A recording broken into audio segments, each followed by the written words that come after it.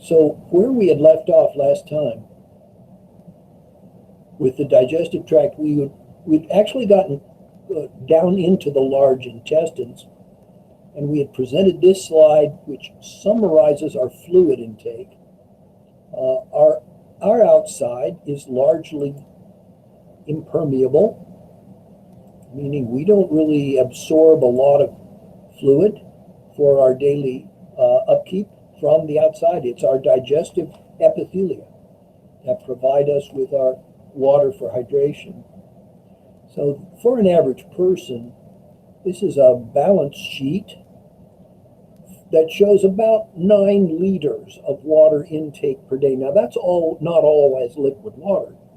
We do use a lot of water from the body, introducing it into the digestive tract early in the process to turn that abrasive, solid food into a watery chyme that is much more easy to move through the body. Now, when I say more easy, I mean it's not only easier to propel, but because it's a liquid, it's much less abrasion through the middle part of the digestive tract. Also, digestion is a dissolving type activity. You have to dissolve those nutrients once you break them down into a liquid medium in order for them to cross those epithelial cells that line the tract. So 9 liters is going to be introduced into the digestive tract on a daily basis, some by ingestion, some by secretion.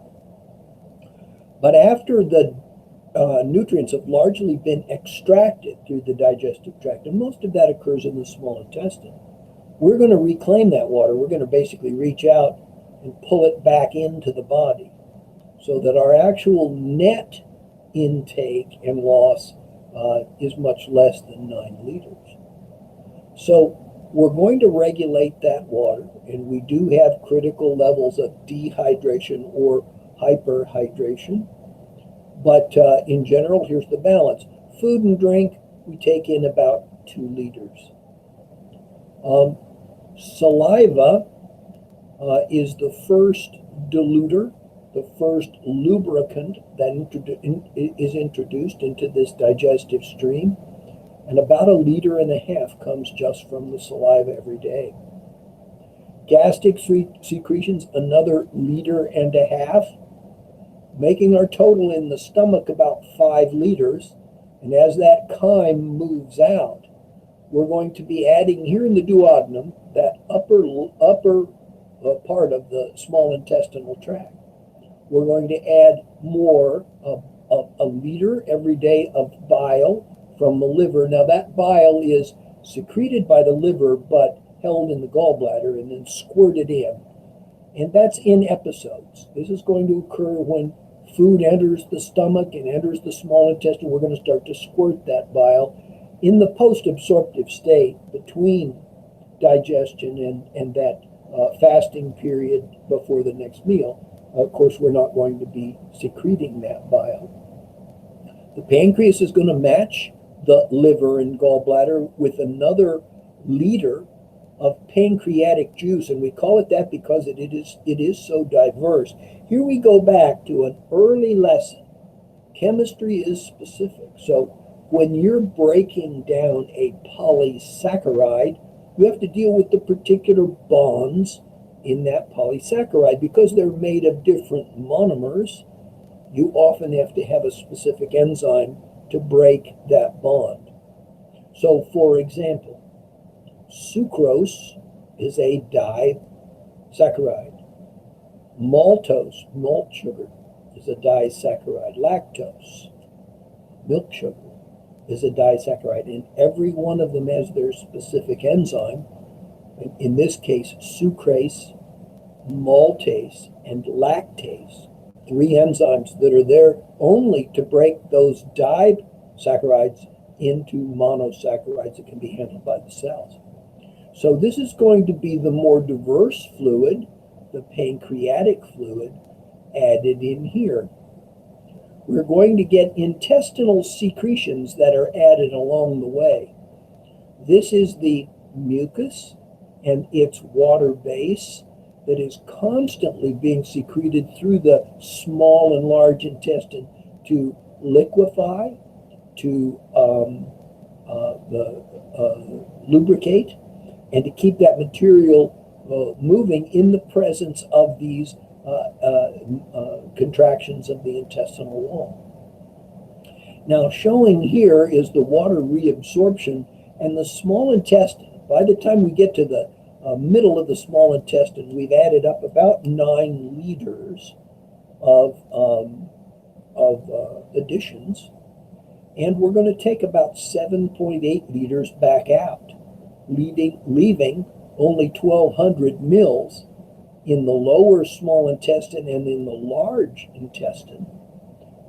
The secretions you'll notice of the colon, the large intestine, are listed separately. More mucus, as we said. Anything that opens to the outside is lined with goblet cells and actively secretes mucus for lubrication and for cleansing. So 200 mils more comes in, and we're about 1,400 mils in the balance by the time we get to the large intestine. But we've extracted so many nutrients that what's left down here is solid waste, but it's relatively small compared to the amount of food we put in to begin with. All the nutrients largely have been extracted. So from this 1,400 mils that are left in this balance sheet, when we enter the small intestines, we're going to pull about 1,250 out in the large intestine, in the colon. Now that actually composes the feces for collection here in the rectum and containment until release of the anal sphincter and the movement of the muscles of the lower tract basically push those feces out. Now, we want the feces to be moist and paste-like. So that paste means that when you push on it, it still has enough fluidity that it can be pushed out of the colon in elimination. So the amount lost from all of this 9 liters per day is about 150 mils. That's just enough to moisten the feces and push it out of the body.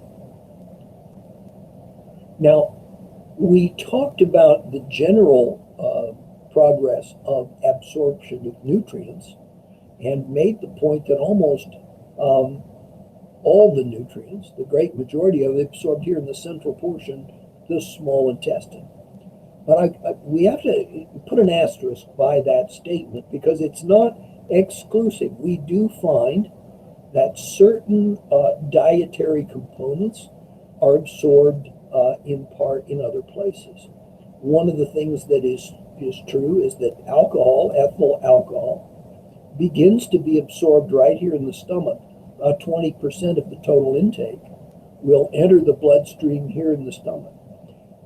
That's part of the reason why alcohol is so difficult to deal with if you over imbibe. By the time you start to feel discomfort, which comes from down here, you've already absorbed enough alcohol that you're going to have to clear it from the bloodstream. And that leads to alcohol sickness. Aspirin is also absorbed in the stomach, which is why there are cautions about using aspirin. Aspirin is wonderful in cardiovascular treatment as a blood thinner, but as a blood thinner it can produce bleeding problems. But one of the reasons it's good as an analgesic is that it is absorbed early in the digestive tract. It's quick acting. Down here in the small intestine, all the things that are absorbed in our nutrients, of course, here are things that are not carbon-based fragments, carbon nutrients, are ions like calcium, magnesium, and iron. Down here below, sodium and potassium are showing more ions that are critical to our osmotic balance, are critical to the operation of some of our systems, like nervous and muscle tissue. require the proper ion in the proper place. And we do see the rest of the alcohol coming out down here. Glucose is absorbed early along with vitamins. Here are amino acids and fats. This central portion is kind of there to represent the main nutrients that we take from that food material that we put into the body. And we do extract quite a bit of water in the small intestine. Some vitamins are specific to the small intestines, but by the lower part of the small intestines, the bile has done its work emulsifying the fats, and those bile and bile salts, which are chemically altered somewhat by passing through the intestine, are being absorbed back into the bloodstream where they'll be treated as waste. Down in the colon, though, we do continue some critical ion reclaiming, like sodium and potassium seems to be able to come in all the way up and down the digestive tract. Water is reclaimed, and some acids and some gases are reclaimed in the large intestine.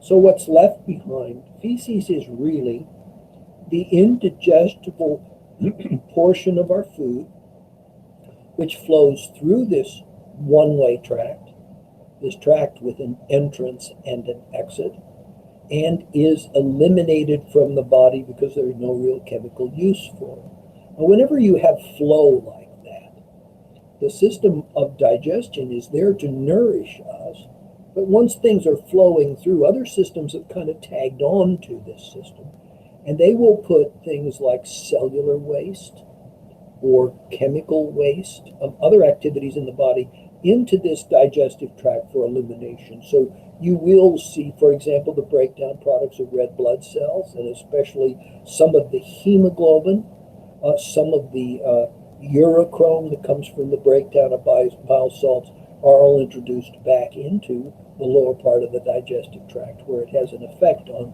the chemistry of the feces. Now, all that we have left to talk about really is digestion. And we want to basically establish and reinforce that recurring theme we've had in A&P2.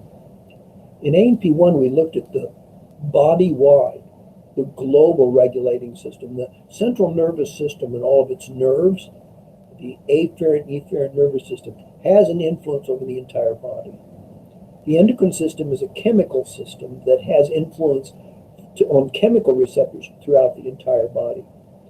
But in the organ systems of the second semester, we see a lot of local regulation, which means that the site of detection, the sensory element of regulation, and the effective response, the effectors of regulation, are located right in the tract itself. Now, this is often connected out to secondary effects or adjustments of neural or endocrine regulation. So it is it is networked with those global systems. But regulation of digestion, we do look at the neural component in digestion. That parasympathetic system was called rest and digest, which tells you that there's a major autonomic nervous connection. If you recall the parasympathetic nervous system, it connected in the upper level and the very lower level of the nervous, of the spinal cord. The enteric nervous system, or plexus, is networked in, and special senses that provide all of this information from outside. The senses that are basically monitoring our place in the external environment. So part of that is, when do we need to eat? So seeing a clock, but also being stimulated by things that may not have come from inside our body, like the sight or smell or hearing or initial taste information. I don't know if you have somebody, you go in and you might get a little piece of cheese and a cracker if dinner's going to be a half an hour away. All of that prepares your body, and that's basically a neural component. That's that cephalic stage that we mentioned earlier. We also do have an endocrine component, And the enteroendocrine cells are cells in the digestive tract themselves that are reacting when food moves through and stimulates their release. We want to mention something. We made a point about central nervous system connection. If the sensory message went all the way to the brain, we called that a cranial regulation. If it is processed in the spinal cord, in the gray matter, we called that the long reflex. And the long reflex is shown here. Obviously, if we have receptors out here that send a message into the sensory horn and bridge over to the motor horn, they can then basically send a message directly out through the ganglion to the peripheral effector. This is part of what we call the long reflex. It's a reflex, it's automatic. We don't decide to do it. But it goes through the gray matter of the spinal cord and generates an automatic response. This would be something like hand on a hot skillet. Obviously, this would also network over either on the same side or by crossing over to the autonomic systems for sensory communication that go up through this white matter to the left side of the brain to communicate pain and location to the brain. Now, if something turns around automatically in the brain, we call it a cranial reflex. This we would call a spinal reflex, and we've already examined that. But for local regulation, we're introducing, or we're revisiting something we saw in the respiratory tract, in the cardiovascular tract, that the sensory receptors are located in peripheral tissue, in this case in the digestive tract itself. This indicates a cell body and an extended neuron, an extended axon, to a connection out here in the ganglion. Now, the ganglion is defined as a nervous cluster of gray tissue that's outside the brain and spinal cord. So this is where synapses would be formed and would send a nervous system, nerve impulse, out to a peripheral effector. So what might this be? This might be a stretch receptor in the stomach that is activated when food begins to arrive at the beginning of the meal.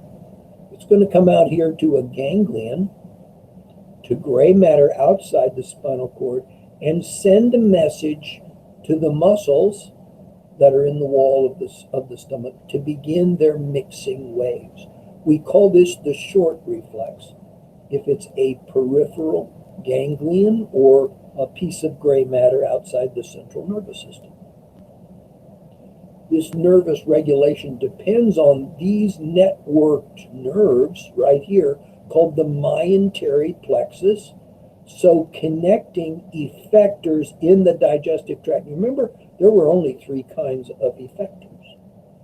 Muscle was one kind, and the one we're interested in here is, of course, smooth muscle. We see here the 2 layers of the muscle level, the circular and the longitudinal layers, which have to be stimulated to begin and to deregulated to stop. But we also see another effector here, and that's the glandular components in the submucosa with their ducts running through the mucosa to the lumen of this highly folded small intestine. So the mesenteric plexus is the communication pathway for nervous signals in this local digestion. So we talk about these kind of reflexes as located right in the digestive tract. A gastric reflex of the arrival of food. Stretch receptors are going to be activated by the arrival of the physical bolus as we swallow. And chemoreceptors, one of the things that happens as we eat is we're going to be diluting that acid. And that acid is going to, then the pH is going to rise in the stomach, stimulating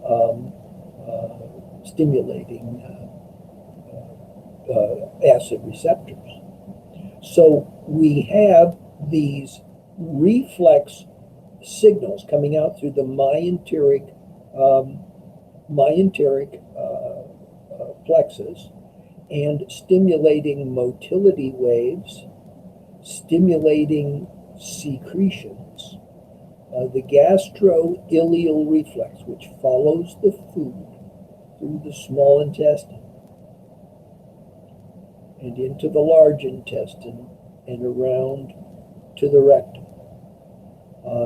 This reflex triggers the open of the ileocecal valve here, which is going to control the passage from small to large intestine. Now we call that a valve. It's actually a very strong sphincter. So it is still an opening, but it's controlled by a strong muscular closure. It's supposed to restrict the movement of bacteria from this large intestine, which is actually very rich in bacterial components, into the lower level of the small intestine. And because of that critical location, going back here, one of the things we didn't mention, these lymph nodules in the small intestine will get denser and denser as you go down here toward this valve. There's more opportunity for invasion from the large intestine, and therefore more need to have those lymph elements that fight infection. The small intestine does have several specific enzymes. Secretin increases the buffers from the pancreas. Think about this. When we go to the small intestine, we're going to dilute that chyme. And it's not pH 1 anymore. It's been diluted, but it's pH 3 for sure. pH 2. And we're going to change it right back to blood plasma pH. That's going to take a lot of buffer, mostly bicarbonate. This is a great use, isn't it? Take that bicarbonate from the CO2 we're generating and use it to neutralize that stomach acid. The secretin also causes the stomach to start jumping. Muscular waves, peristalsis through the walls of the organ, produce the most active mixing in the biggest bag that's along the way in the digestive tract. And this is important because we have a bolus, we have small particles, fibers, but it's still pretty solid. And what we want to do with that is mix it into a chyme that is very, very liquid, a very dilute slurry to move it along into the small intestine. Secretin stimulates that, and you can see how that's a local effect. Cholecystokinin, or CCK, is what controls the release from the common duct. The gallbladder and the pancreas go into a common duct, and so CCK will cause that duct to release pancreatic enzymes in all their diversity. The secretion and squirts from the gallbladder, and also it actually at the top of the small intestine, it will feed back and try to stimulate gastric activity. Now right at the first, there's still food arriving, and so it's kind of competing with the stomach activities. But once that food clears, and the stomach no longer has those stretch receptors and chemoreceptors stimulated, CCK's activity is to feed back and decrease the mixing waves in the stomach. Gastric inhibitory peptide is a third hormone. It increases insulin secretion specifically. So stomach peptide increases the insulin secretion. We're going to mention insulin specifically because of its role in its interaction with that central carbohydrate, blood glucose. GIP also decreases gastric activity. Continuing on, gastrin is secreted when the proteins, and especially the initial amino acids, enter the small intestine. Gastrin is going to have an effect on feedback to the stomach as well. And finally, vasoactive intestinal peptide, or VIP. You notice it's called a peptide. That typically means, it always means it's made of amino acids, but it typically means it's relatively short. This dilates capillaries in the intestines. Now, that's a critical thing we haven't mentioned yet. When we talk about parasympathetic stimulation, we know we're going to be diverting our blood flow from all over the body, from all of our tissues, into the walls of the small intestines especially. And the reason for that is to pick up those nutrients as they're mobilized, carry them throughout the body to their various destinations. So it's VIP that basically, specifically in the intestines, causes the relaxation of those smooth muscles in their walls. And so blood flow goes through those relaxed sphincters, those arterial sphincters, and floods the capillary bed. And that means more absorption and transport during that time of enrichment in the lumen of the small intestine. Now, all of what I just said about hormone action is basically diagrammed here with the stomach and small intestines being the focus of this, since this is where the hormones are largely active. Gastrin from the stomach is going to stimulate the stomach.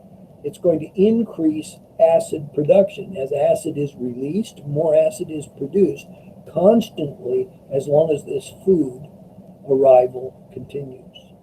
It also stimulates that motility for mixing and dilution, bolus to chyme. So this is going on in the stomach. As the results of that move into the small intestine, here's GIP, which releases insulin from the pancreas. Now that's going to, through this dotted line, be involved not just with glucose, although our main problem comes from blood glucose, and that's because the body regulates glucose. If glucose gets too low, the body tries to juice it up. But you do not have the ability to process or transport glucose or other nutrients into cells if you don't have insulin. GIP also, as we said, feeds back here, inhibiting the release of gastrin. And that means that as long as food keeps arriving, gastrin keeps getting produced. But as we continue and stop eating, we've finished our meal, then this feedback contributes to the decrease and eventually cessation of gastrin release. Secretin and CCK are releasing those pancreatic and liver/gallbladder additions that are going to contribute to the specific chemical digestion of the nutrient components of our food. And finally, the VIP is opening up the intestinal capillaries through relaxation and flooding of those capillary beds to transport this material out and facilitate nutrient absorption. Now, nutrient absorption and the bloodstream, and as we've seen, the lymph system, is distributing new nutrients all over the body. Nutrient utilization is something that we will focus on in the next chapter. We've already talked about its transport and its eventually all of its delivery to the blood. The processes of when we get it to the intercellular spaces around the capillary beds. And when we transport those nutrients into the cell, we will look at that process in the next chapter. So we do see overlapping and interacting levels of regulation. Here, the central nervous system usually acts through a communication. The vagus nerve is a cranial nerve that's involved, coming down with basically long reflexes and short reflexes affecting this myenteric plexus. Most of that is preparatory or food-seeking behaviors, but they are in fact active. The hormonal mechanisms are diagrams here where the activity in this location causes these enteroendocrine cells, shown here in the wall of the tract, to release hormones, which then return through the circulation. They basically are in the bloodstream. They come back and affect the secretory cells, basically chemical messages about what is appropriate for that stage of digestion. Third, shown right here, the local factors like the monitoring of pH by chemoreceptors, the physical stimulation of the food actually moving through. So you think about that, that's sort of like a train coming through the station. The first of the food arrives, there's stretching and movement as you move it through, and then the caboose goes through and there's nothing more. Those stretch receptors react through that whole process. And finally, chemical stimulation along the tract. So the various places where the presence of monosaccharides or the presence of amino acids will cause the release of specific hormones. The thing to remember about the digestive tract, just like with cardiovascular, what can we say about cardiovascular? The basic heart rate at rest is set by tissue within the heart, the sinoatrial node. The respiratory system, we can divert the flow of air to alveoli that are high in CO2, and we can divert the flow of blood to the capillaries of alveoli that are high in oxygen. Those are local regulation. We're going to see the same thing in digestion as these local components, neural, endocrine, stretch, all basically communicate with the adjacent tissue of the organs of the digestive tract. So we are now through with the digestive tract.